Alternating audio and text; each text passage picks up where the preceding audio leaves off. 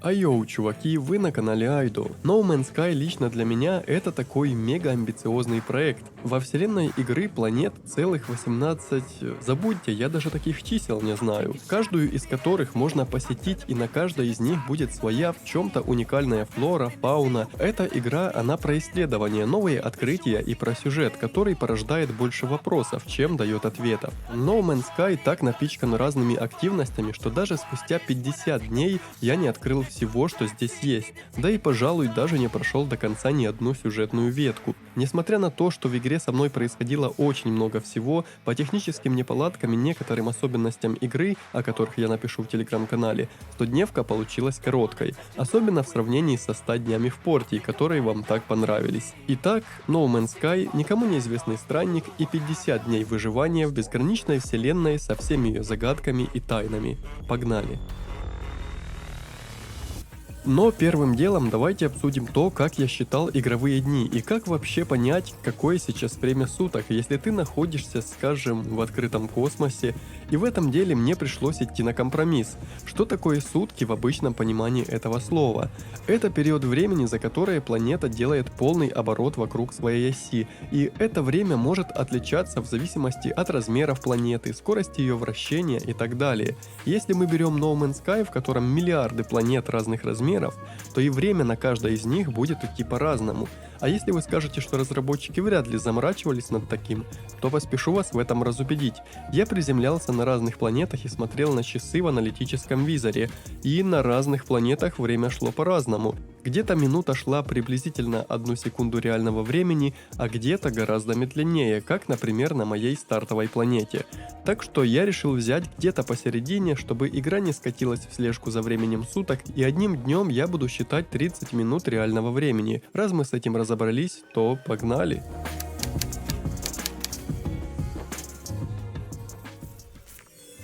Запущена инициализация костюма системы Атлас. Система жизнеобеспечения включена. Я появился на довольно угрюмой на первый взгляд планете с выжженной землей. Тем не менее, на фоне звездного неба все это добро выглядело все еще приятно, а мысль, что каждый тот светящийся шарик я могу посетить лично, просто будоражило воображение. И, конечно, заселить миллиарды планет уникальной живностью и активностями просто нереально, так что этим миром правит процедурная генерация. И пока я добывал ресурсы, чтобы починить сканер своего костюма, заметил одну интересную вещь. Если в прочих выживалках мы собирали разные материалы по типу дерева или камня, здесь мы расщепляли растения и камни местами буквально на химические элементы, а местами на какие-то примитивные частицы пыли и всего в таком духе. В разрезе безграничного космоса это кажется вполне разумным, так как добывать миллиарды видов древесины разного цвета и состава было бы слегка запутанным делом. Вы просто представьте, как бы выглядели блуждания по инвентарю и сортировка всего этого добра. И когда я починил сканер, начал искать растения, содержащие в себе натрий и кислород. Натрий заряжал нашу защитную систему от вредных факторов по типу низкой или высокой температуры, кислоты, радиации и всего такого. А после где-то на горизонте появился аварийный сигнал радиомаяка, и я побежал к нему. Встречал по пути разные кристаллы и породы, которые еще нельзя добыть, и обрадовался, увидев на месте назначения космический корабль. Вот это должно быть реально круто. Забрав всякий хлам в ящиках, я привел в работу полуразрушенный маяк, который, если честно, ничего конкретного сказать не смог, но зато теперь настала череда заняться звездолетом, который тоже был поврежден.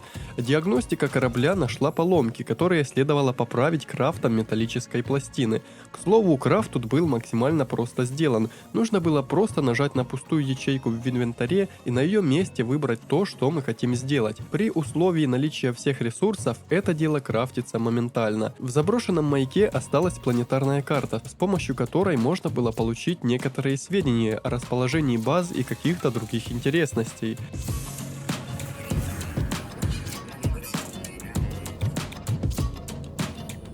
Но по пути к месту назначения началась буря, и защитная система костюма резко начала ослабевать. Игра там мне подсказала укрыться в пещере, но с виду ни одной пещеры здесь не было, так что я побежал дальше, по пути зарядив защиту с помощью найденных растений. Точкой моего интереса был небольшой заброшенный лагерь, где я смог поживиться припасами, нашел нужный для починки корабля герметик, какие-то наниты в разрушенном механизме и навигационные данные. Позднее я расскажу, что это такое, так как сейчас я починил еще один сканер, на этот раз позволяющий видеть точки интереса, живность и полезные ресурсы в радиусе пары километров. Смотрите, какие забавные существа. Вот что творит с животными процедурная генерация. А я же бежал не к своему кораблю, а к какому-то монолиту, который засек сканер. И эта штука выглядела довольно интересно. Небольшие статуи можно было активировать, и они, цитирую, выжигали в нашем мозге знания, позволяя выучить инопланетный диалект расы вайкинов. Их здесь было 3 штуки, а вот центральный монолит, который я активировал, ожидая чего-то крутого, погрузил меня в какие-то видения сокровищ и технологий, позволяя мне совершить выбор, подойти к ним или убраться отсюда.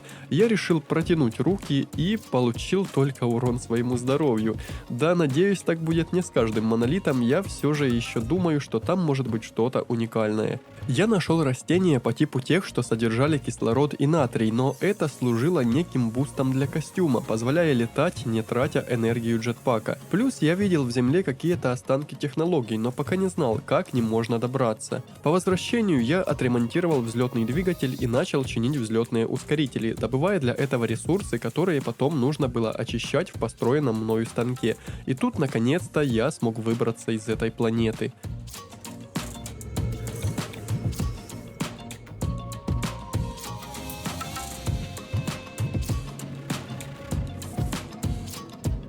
Передо мной был безграничный открытый космос. Здесь буквально можно было летать часами, чтобы добраться до соседней планеты, если бы не импульсный двигатель. Бортовой компьютер получил сигнал какого-то существа, которое сказало, что мы не в одиночестве, и зафиксировал координаты с соседней планеты. Источником сигнала был какой-то сломанный аппарат, который из последних сил мог передать нам данные о компьютере базы. Звучит интересно, подумал я и рванул добывать для этого медь. Но перед этим пришлось улучшить мультитул для добычи ресурсов так, чтобы он смог разрушать и ландшафт. Улучшение проходило так же, как и починка. Выбираем пустую ячейку в меню мультитула, выбираем доступную технологию и крафтим для нее ресурсы. И после всех этих манипуляций я смог добыть медь. А после смог и достать до модулей, которые были под толщей земли. Эти штуки давали какие-то устройства с данными, которые нам вот-вот пригодятся. Я поставил компьютер прямо рядом со звездолетом, чтобы не пришлось лишний раз бегать туда-сюда, перед этим выровняв площадку под будущую базу. К слову, здесь это делается чертовски просто и быстро. И после установки открылся доступ к строительству реальной космической базы. Правда, чертежи доступны не все, и как раз для открытия новых чертежей нужно находить зарытые в земли модули, а в них данные для исследований. Вот что я в итоге построил. Ух, прям таки сразу вспоминается Майнкрафт и первый домик из земли. Если честно, я пока не до конца понимаю, зачем нам нужна база, так как здесь миллиарды планет, и какой смысл привязываться к какой-то конкретной из них, если всегда можно добыть нужные ресурсы, приземлившись опять-таки на любую из, не знаю, квадриллиона планет. Из построенного в скором времени модуля для исследований я выучил рецепт портала, а после и генератора энергии для него. В него нужно было закидывать углерод, за счет которого и добывалась энергия. И здесь я опять почувствовал замешательство, представляя, сколько всего ждет меня впереди. Нужно было опять полететь в открытый космос, в этот раз на космическую станцию. Но представьте мое удивление, когда при взлете я увидел это.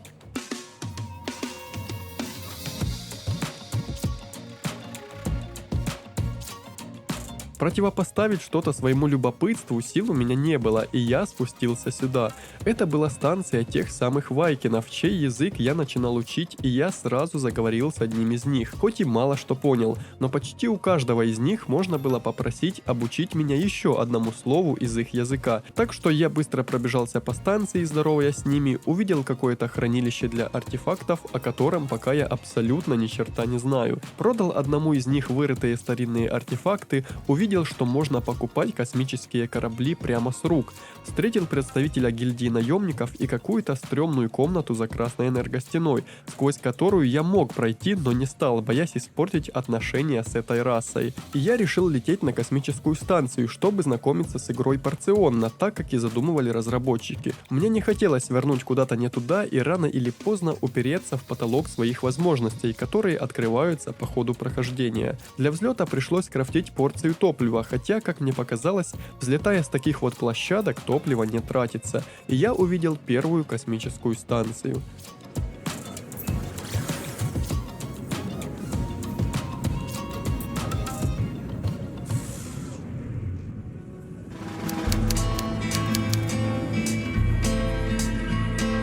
Вот и она, космическая станция. Выглядит довольно эпично, хотя по факту это просто два балкона и, так сказать, парковочное место для наших межгалактических «Жигулей». И на самом деле здесь достаточно много всяких лавочек для улучшений и тому подобных вещей, но поскольку сейчас большинство из них недоступно, в том числе из-за высокой стоимости, я вкратце проведу вам экскурсию по самых знаковых местах. Станция улучшения корабля пригодится нам для, вы не поверите, улучшения корабля или его разборки.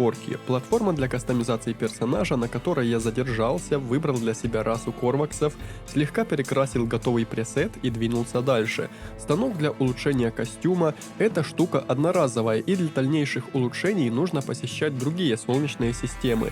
Этот чел сказал, что за нами наблюдают странники, и совсем скоро мы узнаем, кто это такие.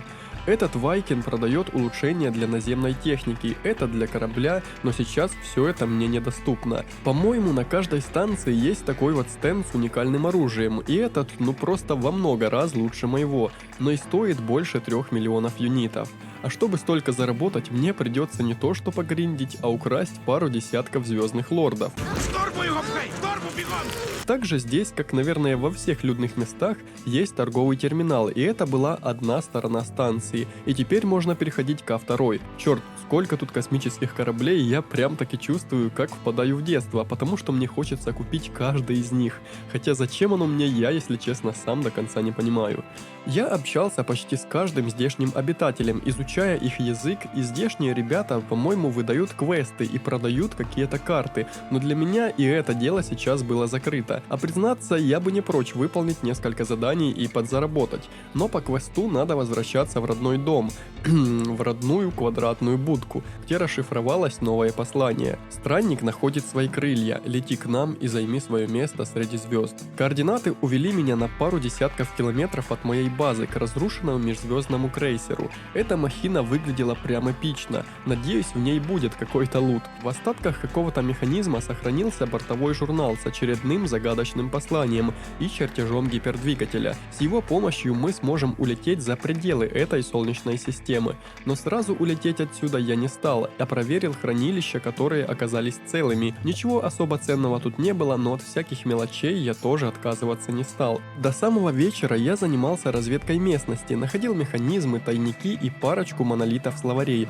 и только сейчас принялся создать гипердвижок, но для него нужны были микропроцессоры, и оказывается, что с этим проблемы есть не только сегодня, а и в далеком будущем. Пришлось опять полететь на станцию, чтобы их купить. Почему я говорю пришлось? Потому что взлетный двигатель моего корабля был достаточно слабым, и одной заправки хватало только на 4 взлета с поверхности планеты, после чего нужно было их заправлять. На самой станции я решил взаимодействовать с главным терминалом, где увидел, что тут можно восстанавливать отношения со здешними жителями и сбрасывать станцию, что бы это ни значило. Самой дорогой вещью в моем инвентаре были извлеченные данные, но их продавать я не спешил, так как именно они нужны для открытия новых рецептов. И пока я не открыл хотя бы половину из них, я не буду спешить их продавать. После покупки процессоров пришлось изрядно побегать в поисках медной руды, попутно собирая все, что попадется на глаза. И для вас это дело прошло за пару секунд, я же бегал реально больше получаса, так как попутно решил попробовать запихнуть какие-то отходы в очиститель. И одни отходы перерабатывались в другие отходы, потом та зеленая жижа превращалась в фиолетовую, фиолетовая в какую-то быстро растущую массу и уже та в скопление нанитов, которые были второй местной валютой, куда более ценной, чем юниты. И хорошо, что можно было подозвать звездолет к себе. Мне не пришлось возвращаться назад пешком, да и просто посмотрите на это. Лично я испытываю какой-то детский трепет, когда вижу свой собственный звездолет, садящийся рядом со мной.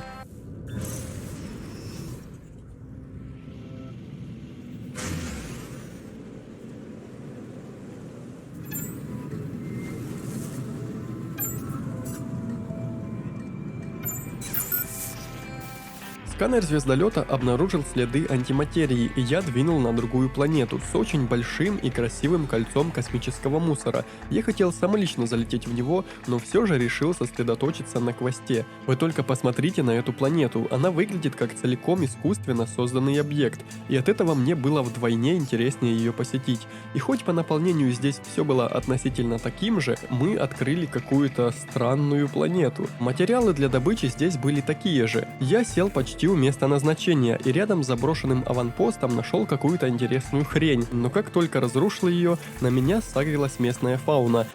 Вы видели, что это за хрень? Вы видели эту хрень? Ну просто хрень, да посмотрите на это! Я решил забежать внутрь от греха подальше и не рисковать здоровьем, и внутри этого здания был чертеж для создания антиматерии. Я второй раз загрел живность, решил, что эти штуки могут быть довольно ценными, и дождался, пока враги уйдут в безопасном месте, а потом наконец-таки заправил корабль топливом, которое позволит мне улететь в другую солнечную систему.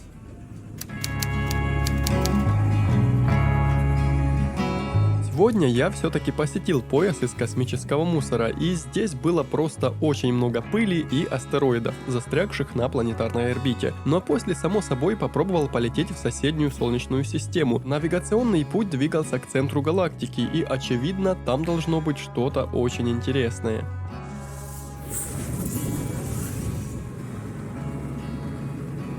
Системы корабля анализировали какие-то маршруты и отобразили новый ориентир, но я первым делом посетил космическую станцию, улучшил костюм и немного его изменил, а после курс пал на очередную неизведанную планету за источником топлива. И этим источником был мегалит, очень похожий на тот, который я встречал на другой планете. Я выучил пару слов расы гекков, это такие низкие птицеподобные существа, но этот мегалит не нанес мне урона, а начал какой-то диалог, спросив, странник ли я или друг.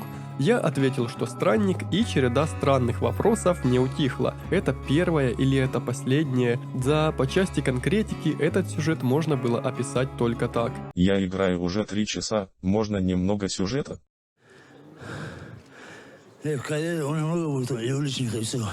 Именно поэтому я не вижу особого смысла вникать в этот сюжет, достойный самых великих творцов. Мегалит сказал найти их, я же тем временем полетел обратно на космическую станцию и наконец-то нашел того, кто может дать мне высокооплачиваемые задания. Я взял самое простое, на сокращение популяции, и телепортировался к своей базе, так как, по-моему, не было разницы, в какой солнечной системе и на какой планете его выполнять. И для этого дела я установил себе в мультитул плазмомет, который превращал его в оружие.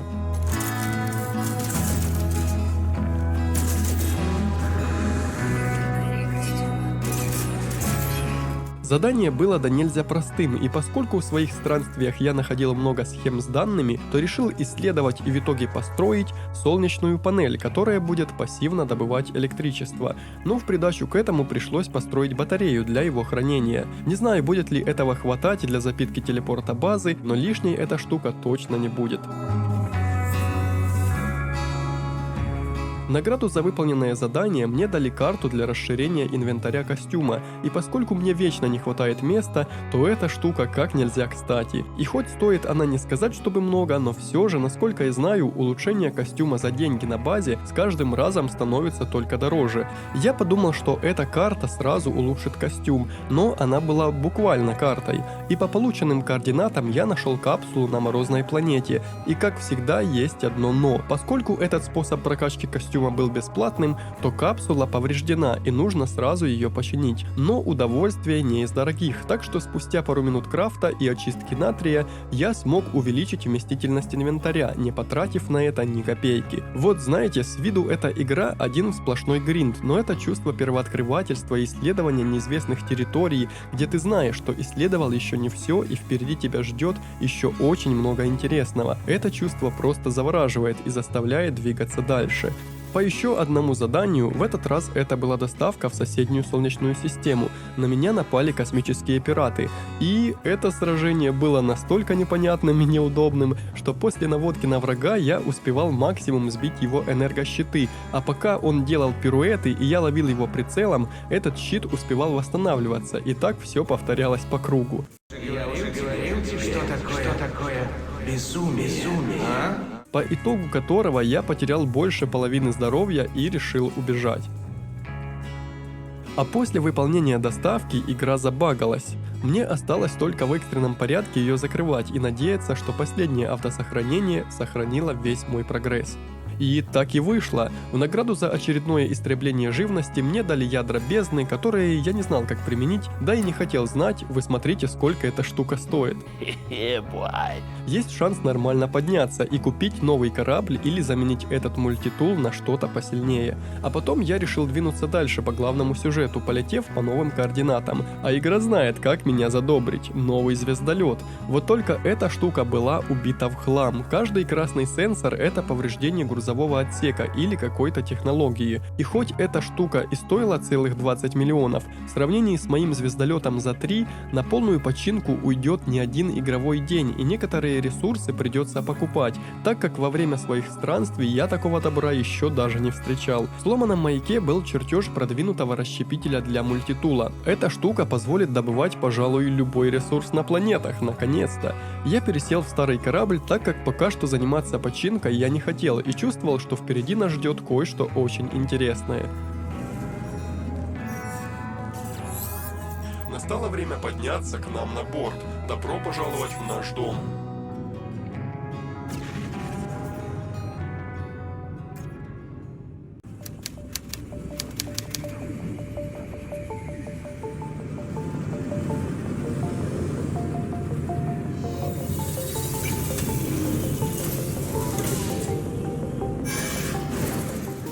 Первый раз полет внутри станции жутко лагал, но мой трепет не утихал. На первый взгляд просто еще одна космическая станция, но одновременно с этим это место было хабом для живых игроков. Да, все эти бегающие астронавты — это игроки, и это их звездолеты, от вида которых я уже хотел был пойти гриндить юниты. Но здесь мы были по делам, нужно было поговорить с сущностью, которая с нами общалась. Это был сущность священник Нада, Корвакс-отступник, а это место было аномалией и могло находиться сразу везде, в любой точке космоса и нигде одновременно. Он рассказал, что вроде как знаком с Артемидой, чей поврежденный звездолет я забрал себе. Рассказал о друге Пола, но спешу вам сообщить, что все диалоги здесь, они какие-то настолько пространные, что из небольшого диалога трудно выцепить хоть какой-то предметный тезис. И потом мы поговорили с Пола, который сказал, что поможет нам найти Артемиду, а после отправил познакомиться с другими обитателями станции. Итерация Гелиас дал нам нанитов за переданные ему открытия,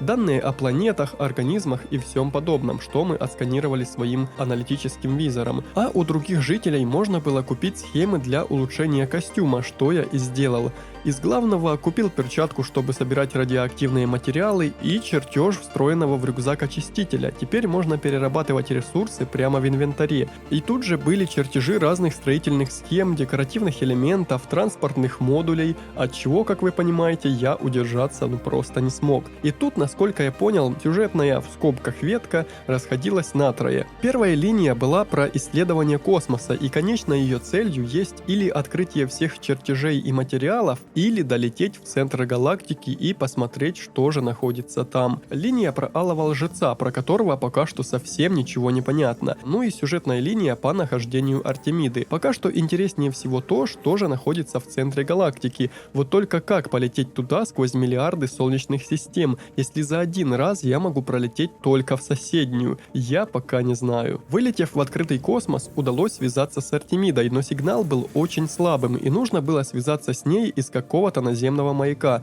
но пока меня хватило только на постройку хранилища для ресурсов, и ему, оказывается, тоже нужно электричество, так что пришлось немножко перестроить цепочку построек так, чтобы солнечная панель и биогенератор сперва заряжали батарею, а уже из нее запитывали звездные врата и контейнер. Позднее я установил улучшения для костюма по купленным чертежам, плюс защитные элементы, полученные в награду за выполненные задания. На постройку наземной техники ресурсов у меня не было, да и, признаюсь, я даже не знаю, где их достать, ведь даже в магазине они не продаются. Поэтому двинулся выполнять следующее задание по поиску Артемиды. Нашел на планете заброшенный терминал, с которого удалось связаться с ней, и даже воочию увидеть ее в виде голограммы и провести еще один диалог полный воды. По-видимому, нам с ней удастся встретиться, но нужно как-то определить ее координаты, для чего надо будет построить на своей базе усилитель сигнала и попробовать связаться с ней еще раз. Я это обязательно сделаю, но сейчас мое внимание привлекло что-то, чего на планетах я еще не встречал.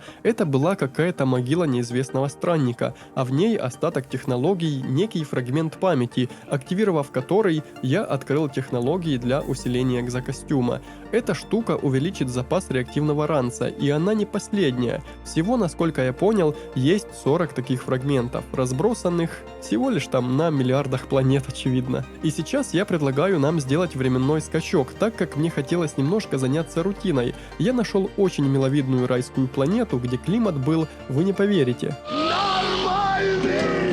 Здесь зеленела травка, росли деревья, местами похожие на наши. Ну и если не смотреть на здешних странных животных, то это место вполне так похоже на аналог нашей Земли. Так что я решил здесь обосновать свой лагерь, начав постройку с самого начала. Постройку компьютера базы, самого здания, а после вызвал второй найденный звездолет для того, чтобы заняться его починкой. И глядя на количество поврежденных ячеек, вы понимаете, что работы мне предстоит много. Так что увидимся в будущем.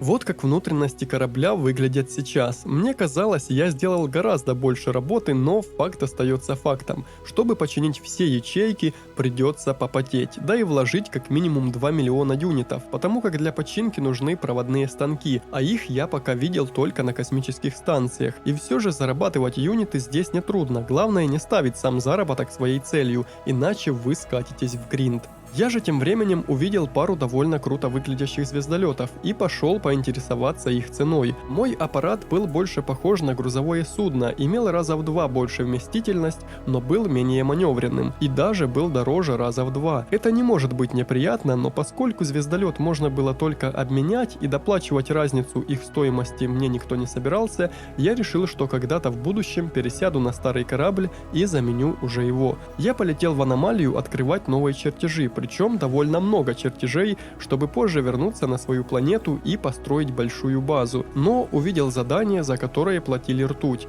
Это такая альтернативная валюта в игре, которая открывает косметические плюшки, и я взял задание на истребление пиратов. Помните, как в своем первом бою я едва ушел живым? Так вот, забудьте.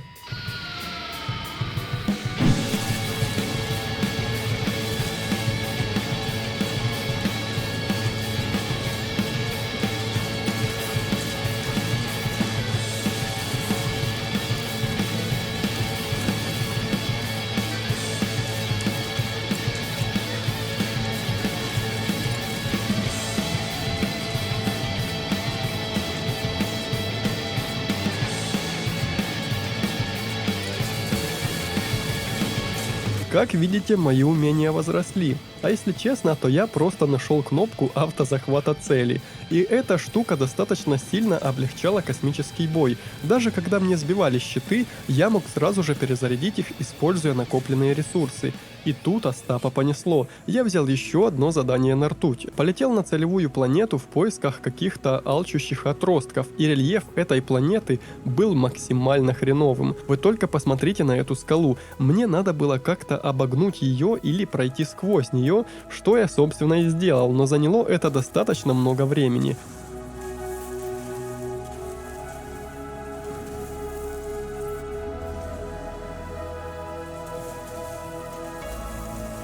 пока я наконец-то снова не увидел солнечный свет. Оказалось, моей целью были вот эти большие отростки червей, торчавшие из-под земли. Вдобавок к ним здесь бегали простые хищники, и этот момент был действительно стрёмным, так как по виду и по размеру эти черви внушали мне сомнения касательно моих сил. Как-никак, я не покупал новый мультитул, не прокачивал его целенаправленно и все такое, но тем не менее я смог выполнить это задание. Заработанной ртути мне хватило, чтобы открыть бронированный нагрудник, и выглядели они достаточно круто, так что я решил, что буду фармить ртуть до последнего.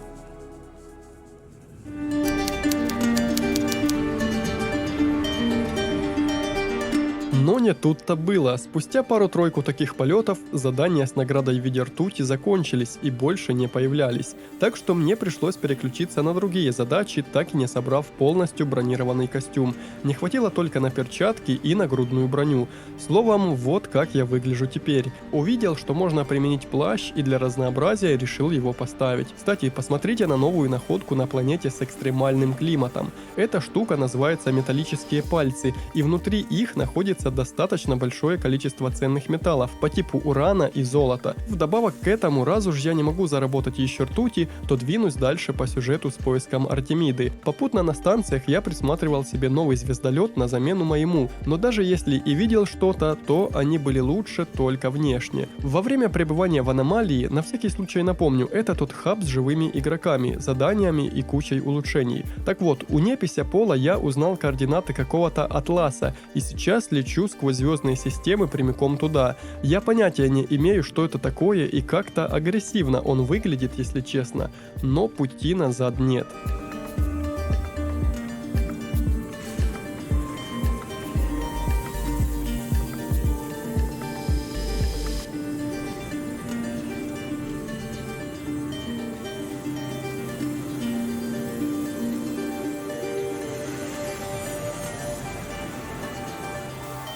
Судя по обстановке, зловещему красному свечению и музыке, эта штука скорее всего действительно плохая. Забегая на такие белые сферы, я изучал язык этой штуки, правда до конца не понял, как именно это работает, поскольку слова открывались далеко не на каждой такой сфере. На стойках лежали две варп-ячейки, а само это существо, или что это еще такое, обратилось ко мне. И здесь я начну цитировать наш диалог, чтобы вы прочувствовали эти пространные и максимально размытые реплики. Атлас призвал меня к этому интерфейсу, но зачем, мне пока не ясно. Он требует почитания и подчинения. Он приветствует меня, знает, кто я, и предлагает дар истинного знания и понимания. Но почему тот, кто обладает такой силой и знаниями, так жаждет повиновения? Он знает, что я думаю до того, как мысль успевает формироваться в моей голове.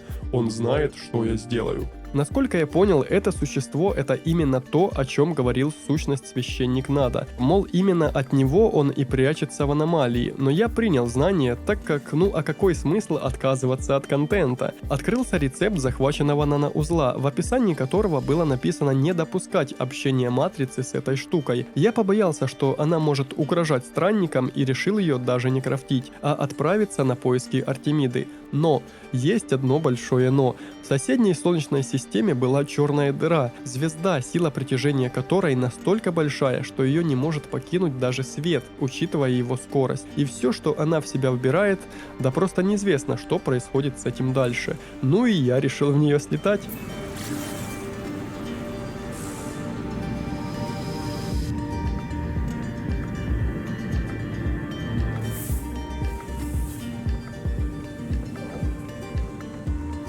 И эта штука оказалась телепортом, или кротовой норой, пролетев сквозь которую мы оказались в другом месте вселенной, но улетели слишком далеко от задания с Артемидой, так что надо было возвращаться. Хорошо, что телепорты сохраняли информацию о посещенных системах, да и можно было строить столько баз, сколько тебе надо, и в мгновение ока туда вернуться.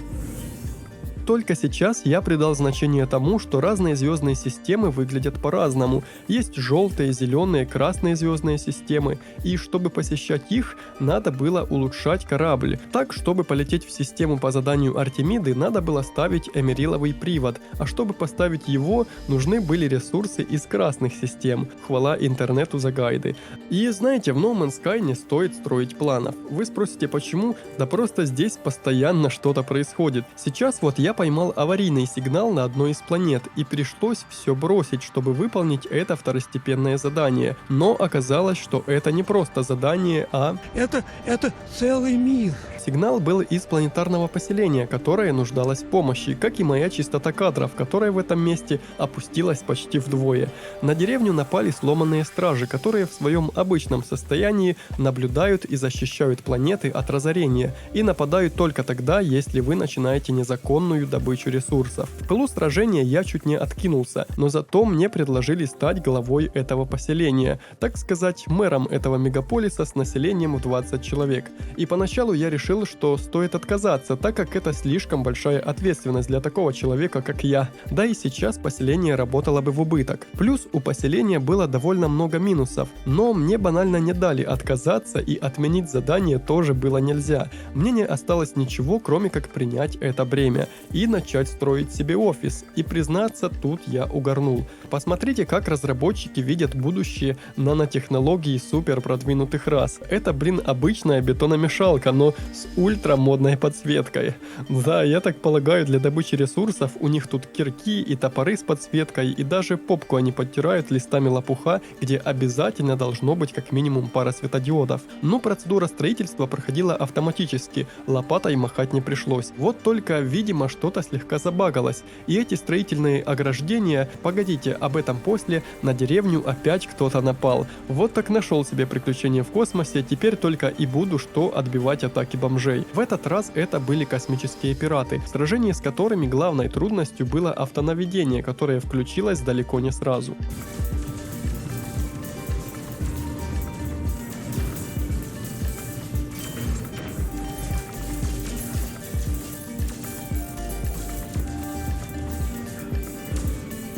А теперь после победы вернемся к багам. Видимо, что-то слегка забагалось, и строительные ограждения, а также строительные леса и бетономешалки остались на месте, при том, что сам офис уже был построен, и забраться в него можно было только в щель между объектами, а вылезть только с помощью телепорта. Надеюсь, после выхода из игры эта штука исчезнет. Как мэру нового инопланетного Житомира мне дали на выбор два проекта для строительства: зону для стыковки или водонапорную башню. И так как я не хотел тратить взлетное топливо, а судя по этим райским краевидам и максимально несухому климату, вода этим ребятам и не понадобится. К тому же доки увеличивают продуктивность сильнее, а нам, как и всем успешным трейдерам, нужно для начала хотя бы окупиться. Этот проект строительства будет длиться целый час реального времени, а пока у нашей деревни появился новый посетитель. Сущность техник Услан Туек.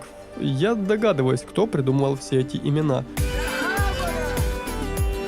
И этот парень был профессиональным искателем реликвий, способный увеличить рост населения. Столь ценные кадры, безусловно, важны, но мне жалко денег, так что пока сходи погуляй, а как только деревня начнет приносить хоть какую-то прибыль, мы с тобой еще поговорим. Я уверен, на такой густонаселенной планете он найдет себе еще много вакансий. Ну что ж, ребята здесь справятся без меня, мне нужно было полететь в Красную систему, чтобы добыть кадмий для улучшения корабля, чтобы полететь в Зеленую систему. И первая посещенная планета не была особо богатой на кадмий, а вот вторая вроде бы получше. Я решил построить здесь базу а-ля первый день Майнкрафта и оставить портал, чтобы в случае чего не пришлось лишний раз тратить топливо на межзвездные полеты ради лишней порции этого ресурса.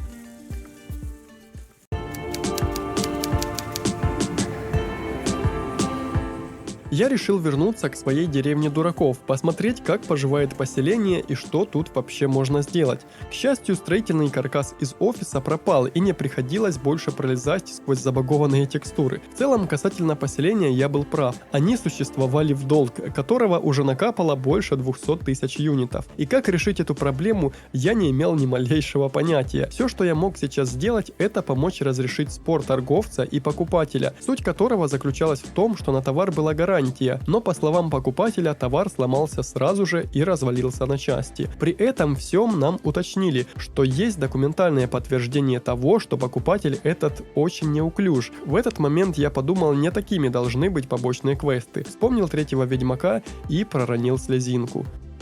Я встал на сторону продавца, так и не поняв, привело это к чему-то хорошему или наоборот. И главное, что никак повлиять на долг я не мог. Построить что-то еще было нельзя, уплатить долг тоже. Да даже переименовать поселение в гордое название Житомир я не мог. Зато на нас тут же напали стражи, от которых я отбился, снова чуть не умерев. И сразу понял, что надо бы заменить мой мультитул, купив новый, посильнее. А в поселении я решил отправить жителя в экспедицию, тем самым увеличив долг еще на 35 тысяч. Надеюсь, что в долгосрочной перспективе это окажет положительное влияние на деревню. А за новым мультитулом я отправился в самую первую систему, поскольку помнил, именно в ней находился дорогой мультитул, напоминающий винтовку, а не какой-то китайский степлер. И не пожалел на него даже 5 миллионов.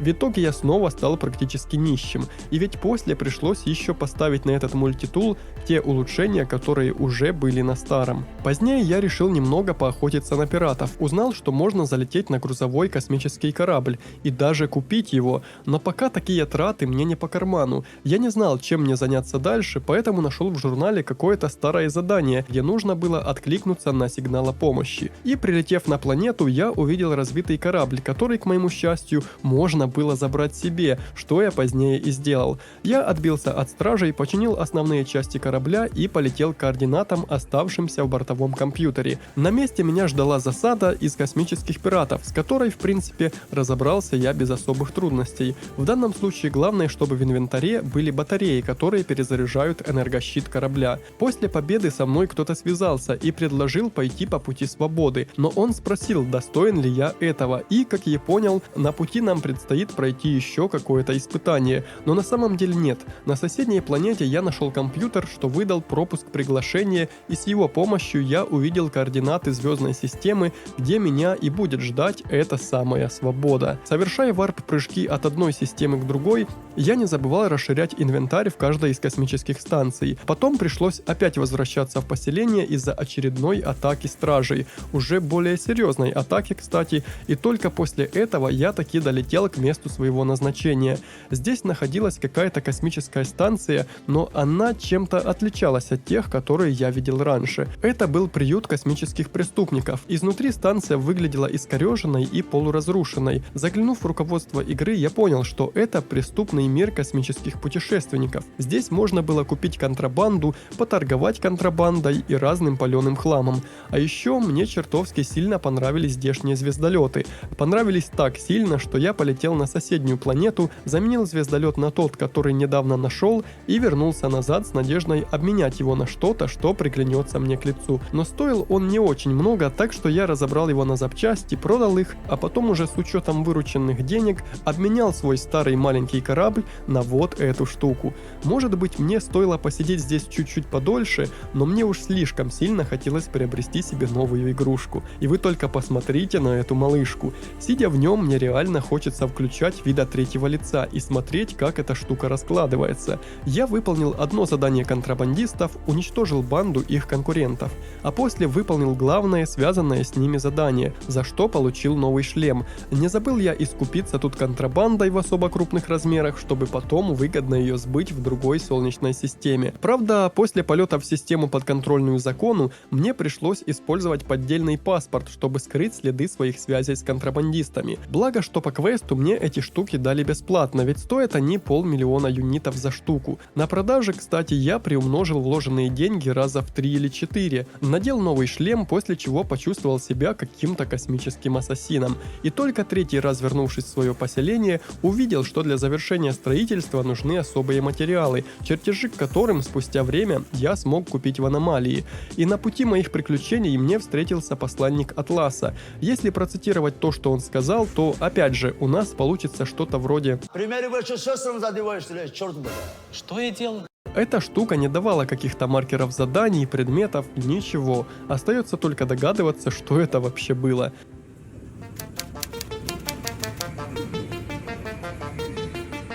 Прошло уже достаточно много времени, и позвольте мне показать, чего я, так сказать, добился. Я не смог удержаться, и у меня целых 3 звездолета, 2 из которых я снова обновил. Про грузовой корабль вы и так хорошо знаете, а вот 2 других Смотрите, перед этим я просто не смог удержаться. В нем вроде и нет ничего сильно уникального, но он запал мне в душеньку, и 8 миллионов юнитов испарилось бесследно. А этот красный корабль, который похож на комара или таракана, я купил на смену своему последнему судну. В принципе, они во многом похожи, но этот мне понравился больше, и совсем скоро вы увидите его во всей красе. Вторым важным моментом есть деревня. Хоть при каждом походе сюда на меня нападает толпа стражей, все же я возвращаюсь сюда снова и снова, в надежде помочь этому поселению. Надо же вытаскивать их из долговой ямы, а то еще долги на меня перепишут. Спешу вам сказать, что наконец-то поселение начало приносить прибыль. Я нашел свою ошибку, а точнее то, что я пропустил. У каждого проекта на месте его строительства стоял терминал, через который надо было поставлять ресурсы. И хоть я заметил это и раньше, у построек могло быть несколько стадий строительства, а я банально туда больше не заглядывал. В общем, на фоне потенциальной прибыли я даже принимал законы, которые били по кошельку, но давали довольство населения. Правда, сами законы были еще те. Вот, например, сейчас я просто не запретил раздражающий свист. Да что ты, черт побери, такое несешь? Правда, прибыль этого поселения приносила своеобразную. Раз в один реальный день они давали мне 50 кусков кактуса и несколько шестеренок. Стоит сказать, что ни первое, ни второе не стоит и сотни тысяч юнитов. Так что хорошая деревня и конкурсы интересные. Да выбивая стражей каждый раз, когда я сюда прилетаю, я заработал больше денег на продаже их запчастей.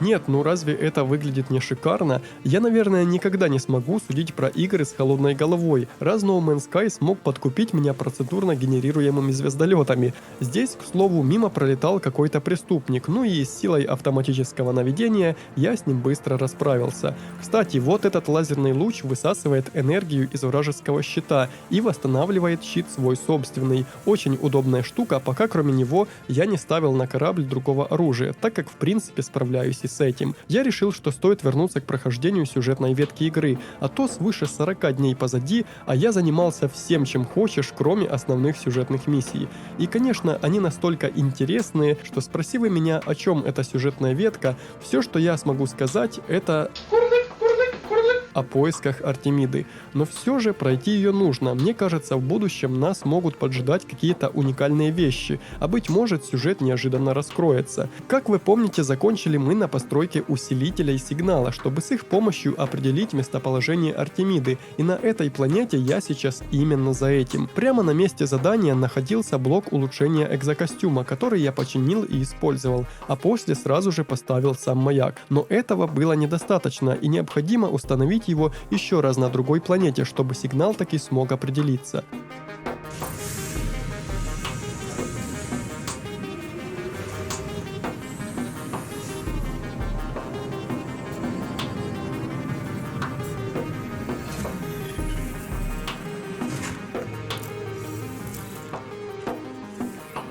Получены навигационные данные.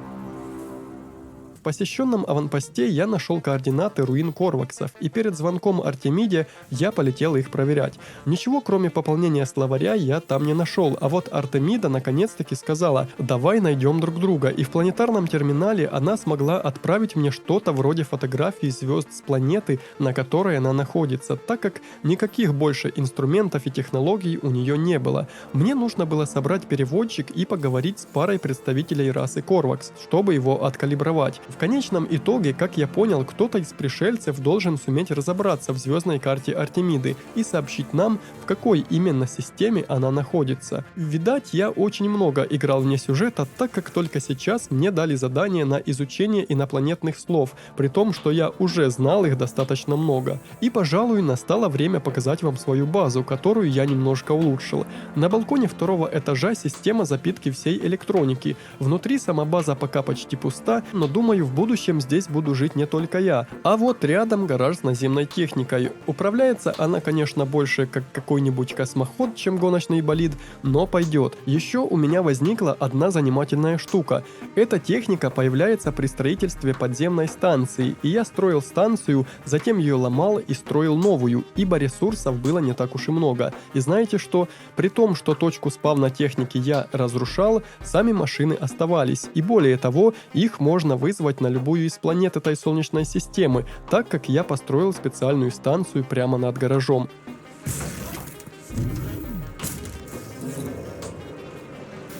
Оказалось, что стражи, нападающие на наше поселение, это не вполне себе обычные стражи, и чтобы разобраться в этом вопросе, я обратился к одному из странников, Тефиде, который уже давно скрывается от них и может знать больше, чем мы. Он посмотрел разбитого стража, которого я принес, и сказал, что может переписать его код и подключить к нашей сети. Попросил поговорить с другими странниками, чтобы те помогли компонентами для восстановления дрона. Тефида высоко оценил собранные мною компоненты, и после процесса сборки, который, очевидно, произошел где-то вне нашего поля зрения, вернул эту штуку и сказал провести полевые испытания, чем я и займусь. Это был ручной дрон, о пользе которого мне остается только догадываться.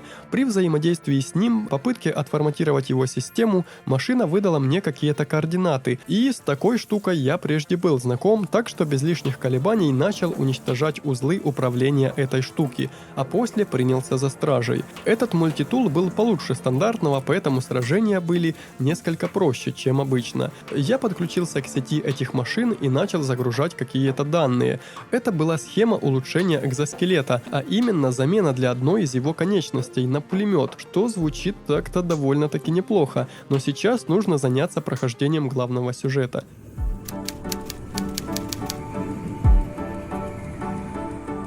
Мне случилось защитить большой грузовой корабль от нападения. Да, это было не в первый раз, но в этот я решил посетить этот крейсер и поговорить с капитаном, авось мне дадут какую-то награду или пару тысяч юнитов. Капитан поблагодарил меня за помощь и, цитирую, жестом оно указывает на панель корабля, словно предлагая принять командование. Я маленько удивился, ведь цена этой штуки была в целых 30 миллионов юнитов. Сначала я подумал, что кнопка «Забрать судно» его действительно купит, но поскольку у меня было денег меньше, чем оно стоит, то я решил попробовать с микроскопической надеждой получить эту штуку бесплатно. И это так и случилось. Радости не было предела, правда я особо не понимал, когда мне успевать за всем следить. База, поселение, прокачка кораблей, костюма и мультитула, не говоря уже про сюжет, а тут еще и целая флотилия, покопавшись в которой я увидел, что вместе с этим кораблем во флоте есть одно судно поменьше, которое специализируется на промышленности. Мне предложили построить каюту для командования флотом, и уже в ней я узнал, как создавать топливо для столь массивной машины и как отправлять его в экспедицию, чтобы почти пассивно получать ресурсы или деньги. Экспедиции делились на типы: торговая, сбалансированная, промышленная и исследовательская. И как я понял, для каждой из них больше подходит соответствующий тип корабля. И поскольку наш был промышленным, то эта работа будет за ним. На одной из планет я наконец-то нашел существо, которое смогло разобрать зарисованную карту Артемиды. И оно сказало, что такого места не существует. И связавшись уже с ней, пришлось рассказать плохие новости. Она решила, что забралась слишком далеко за пределы исследованного пространства, а я спросил, как она туда попала. А затем вдруг послышались шорохи, и на нее кто-то напал. Скорее всего, стражи, так как звуки описывались как крик стекла, а какой-то подобный ресурс иногда как раз-таки выпадает со стражей. Диалоги здесь полностью представлялись в виде текста, даже звуки, так что крик стекла услышать у нас не получится. И последним словом, что успела обронить Артемида, было Аполлон, чье имя я ввел в базу данных и отправился на его поиски. Сущность Нада сказал, что Артемида застряла между мирами, приблизительно так же, как и эта аномалия, которую мы вызываем, и в которой сейчас находимся. Но как она могла туда попасть, остается непонятным. Аполлона Нада не знал и посоветовал лишь не верить Атласу, назвав его лживым созданием.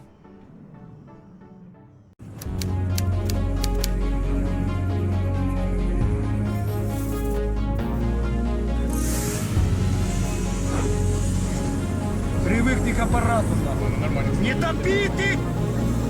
Если что, это я не специально, такое действительно иногда случается. Виной тому странности движка игры или особенности строения моих рук, не знаю. Я отправился на поиски нового существа, Аполлона, так как он может нам помочь разыскать Артемиду. И бежать к точке связи было слишком далеко, поэтому я решил по-быстрому приручить дикого жука. Тем более, что он выглядел правда как наш земной жук, и обычно таких обычных созданий тут увидишь нечасто. Я представился другом Артемиды, с чем он поспорил и разбрасывался цитатками из пацанских пабликов по типу «друг – это всего лишь ярлык». Обман, который позволяет лучше справляться с одиночеством. Что тут добавить, кроме как ауф? Аполлон не был настроен на диалог, но я рассказал, что Артемида попала в беду и застряла в аномалии между мирами. Прослушав мои журналы данных, он сказал, что звуки, исходящие от Артемиды, схожи на звуки стражей, и что можно хорошо заработать, если понять, как стражи могут так быстро появляться в любой точке вселенной. И этим парнем, видать, двигала жажда наживы, и он согласился работать вместе. Но для дальнейшего сотрудничества сказал, что мне нужно улучшить свою базу и нанять туда специалистов. Во время полета я решил отойти проверить, как там наш флот после экспедиции. И, конечно, это не сказать, чтобы большие награды, но все же лучше, чем ничего. Да и как по мне, пассивное получение ресурсов и должно быть таким слабым, чтобы не убивать смысл самому в это играть. После я посетил свое поселение, где можно было открыть строение для будущей постройки. Оно давало плюс 90 тысяч к долгу поселения, и сразу я думал не брать его, чтобы сэкономить, но это ведь единоразовая сумма, а не снижение доходности, так что, скорее всего, через пару часов этот долг сойдет на нет, а у нас будет дополнительная постройка. На самом деле на уплату долга понадобится 7,5 часов, но учитывая, какие баснословные доходы приносит эта деревня, 1030 в сутки, производство можно даже не запускать, главное, чтобы убытка не было. Перед наймом к себе на базу работника меня заставили построить отдельный круглый блок здания, который я в итоге убрал, так как он сюда ну прям таки не вписывается. И строительный терминал по итогу я построил в главном здании, а после на космической станции нашел что-то вроде бара, где и нашел будущего работника. Он сказал, что искал меня очень долго, что его наняли помогать мне во всех циклах, что бы это ни значило, что его услуги полностью оплачены и тут нет никаких подвохов. Ну нет так нет, бесплатная рабочая сила никогда не будет лишней, и по прилету на базу он уже был там и дал задание на постройку научного терминала. Очевидно, работать здесь будет не только он один, и наша база постепенно разрастется во что-то большое. Воодушевившись этими планами, я начал расширять базу и достроил большой и пустой квадратный блок специально для будущих специалистов, параллельно замечая, как стала порою убывать частота кадров. После этого добавил себе еще одну солнечную панель, так как две не справлялись с запиткой всех сооружений, и теперь можно было построить и научный терминал, и этот гек, которого я нанял, мог выдавать мне задания, по одному из которых я и полетел. Увидел заброшенный аванпост, извлек данные, попутно набрав ядер из шепчущих яиц, которые можно было неплохо сбыть, и вернулся на базу. С их помощью он смог открыть для меня сразу 5 рецептов контейнеров, которые без него пришлось бы открывать отдельно, жертвуя найденными блоками памяти, каждый из которых стоит больше 100 тысяч. 22 ядра личинок ушло за 1,5 миллиона юнитов, а моя база пополнилась веселым ученым Корваксом. Странник, добудь луковичную тыкву, и Корвакс создаст планы для микропроцессоров и продвинутых очистителей. А пока тебя не будет, Корвакс помоет окна. Это выглядело вдвойне забавно, потому что спустя почти 50 дней игры я еще не знал, как добывать стекло, и поэтому всю базу я строил без окон.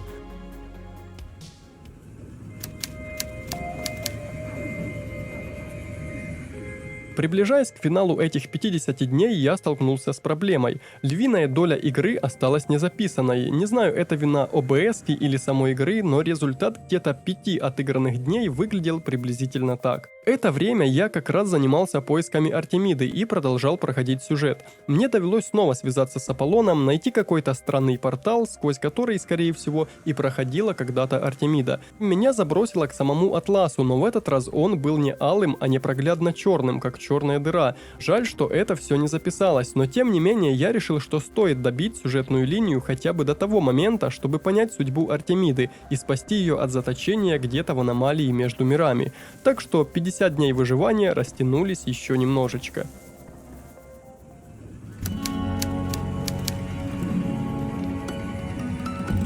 Прямо сразу после вылета из космической станции я наткнулся на целое облако фрегатов, отмеченных знаками интереса, и подлетев ближе, я понял, что смогу нанять их для собственного космического флота. Правда, цены там были довольно большие. Я купил специалиста по промышленности высшего класса за 9 миллионов юнитов и торговое судно за 2 миллиона, а потом полетел связываться с Аполлоном и рассказать ему все, что я видел. Но в этот раз не удалось найти сигнал ни Аполлона, ни Артемиды, и вместо них появилась голограмма некого Пуста. Он сказал: «Ты не в одиночестве», а после спросил: «Зачем жить, если мы точно знаем, что жизнь кончена?» Я ответил вопросом, хотел узнать, кто он такой, и эта сущность сказал, что знает меня, знает, где я был и куда направляюсь, и что Артемиду можно спасти, что она могла бы жить в некотором роде. Само собой, я был готов пойти на такую авантюру, и он сказал, что мне поможет. Нужно создать ковчег сознания и двигатель души, в который можно перенести сущность Артемиды,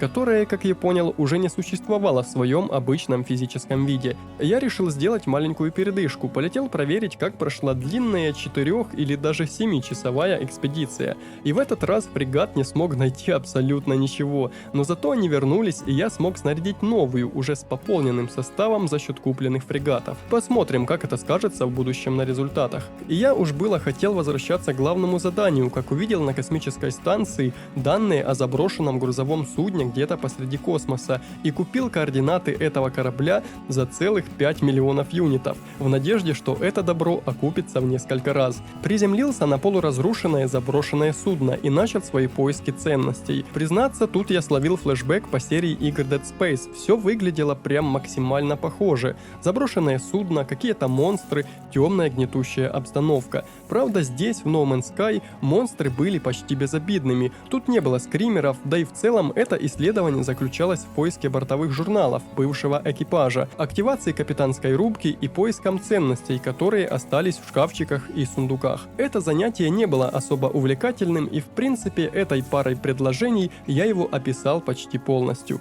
За счет разгерметизации здесь была очень низкая температура, которая разряжала систему защиты от вредных факторов, но в некоторых местах здесь стояло что-то вроде обогревателей. Да, я не шучу, и эти штуки были некоторым безопасным местом, где можно было перезарядить защиту и двинуться исследовать корабль дальше. Словом, нагреб добра я тут прилично, но с виду не сказать, чтобы все это было чем-то сильно ценным. В бортовых журналах не было никакой интересной информации, а из капитанского терминала я тоже всего лишь извлек какие-то данные. И вот всю эту информацию я мог сбыть в 2 разных места: в гильдию исследователей или сборщикам утиля, у которых я, собственно говоря, и купил эти данные. Список экипажа я отдал исследователям, в ответ получив только благодарность. А вот журнал капитана решил сдать в утиль с надеждой на звенящие монетки, но получил 300 единиц испорченного металла.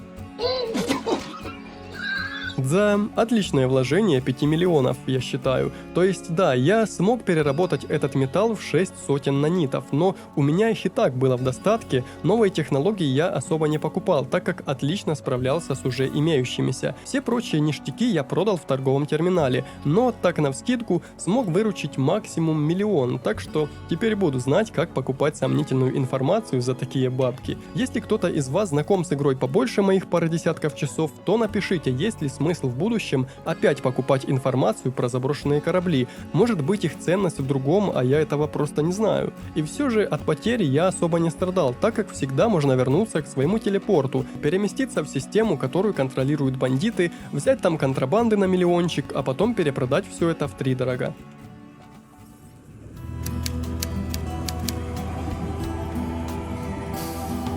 И снова к Артемиде. Я создал нужные приборы и опять пошел к голотерминалу. Настроился на частоту Артемиды, и в этот раз она почти ничего не сказала, как будто бы уже не могла этого сделать из-за каких-то разрушений. Я загрузил ее в ковчег сознания и связался с Пусто, который сказал, что странники — это всего лишь сны. Это идея о том, что они занимают какое-то важное место во вселенной. Артемида видела этот сон, и мы, и Аполлон, и этот чел Пусто когда-то давным-давно. Я полетел в аномалию к странникам и сказал, рассказал Надо о произошедшем. Он сказал, что наш сигнал был каким-то аномальным и спросил, как мы себя чувствуем после всех тех порталов, не ощущаем ли нарушений структурной целостности и не распадаемся ли. Он сказал, что сущность Артемиды можно спасти, хотя это не в полной мере спасение. У нее уже никогда не будет тела и прежней жизни. У этих ребят в аномалии было устройство, которое симулировало Вселенную, и сущность Артемиды можно загрузить туда, где она сможет продолжить свое существование, но может догадаться, что все вокруг нее симуляции, и тогда ее боли не будет конца. Его друг Пола сказал, что какое бы решение я ни принял, они меня поддержат. А мог я или загрузить ее в симуляцию, или закончить ее страдания. Я долго думал, какой поступок будет правильнее, сопоставлял факты и решил, что погружение в симуляцию будет для нее слишком болезненным и только продлит ее страдания, так что выбрал второй вариант. Ее сущность исчезла, как вспышка. Надо и Пола поддержали мой выбор, а сам я спустя время решил, что совершил ошибку. И пока я лечу выполнять очередное повторяемое задание, расскажу вам, почему и насколько глубока эта теория. Я покажу тебе, глубока ли кроличья нора. Дело в том, что я начал думать, что наш герой сам находится в симуляции. Все эти повторяемые задания, попытки связаться с другими странниками, которые везде, кроме аномалии, заканчивались неудачей. Это заставляло думать, что наш герой сам заключен в какую-то виртуальную симуляцию, которая на самом деле находится в одиночку и откуда не способен выбраться. И в таком контексте разумнее было бы позволить Артемиде жить или существовать в том виртуальном мире, ведь в конце концов может быть, что от нашего он не будет отличаться ничем, и что в ее мире могут быть такие же странники-призраки, которые застрянут в аномалии между мирами, станут неким отклонением от системы, неким багом, и она также поместит их в специальное устройство и загрузит уже в свою симуляцию.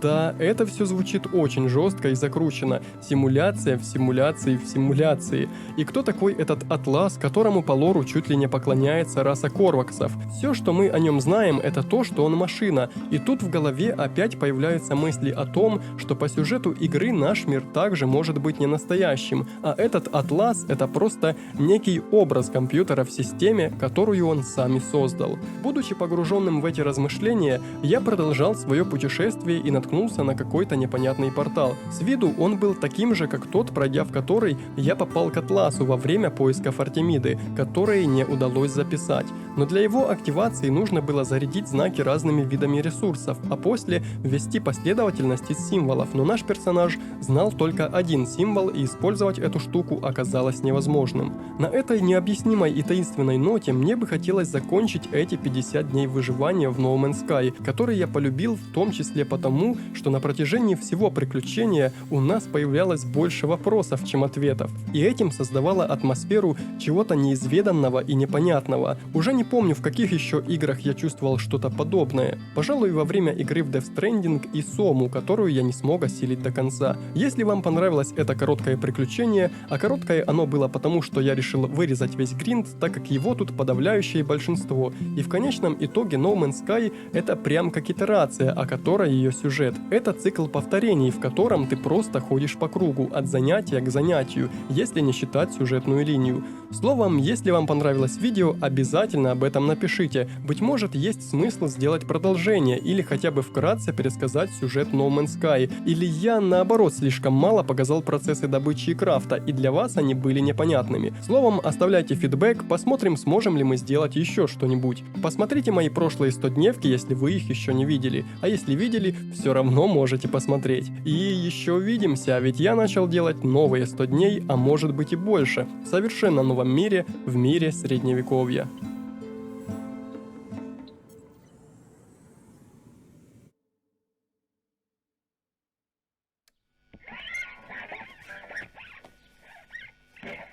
Эй, чувак, или может не чувак, поддержи, влепи комменты, лайк поставь, подпишись.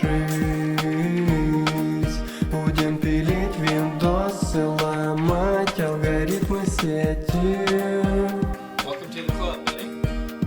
Легко, но мне нужен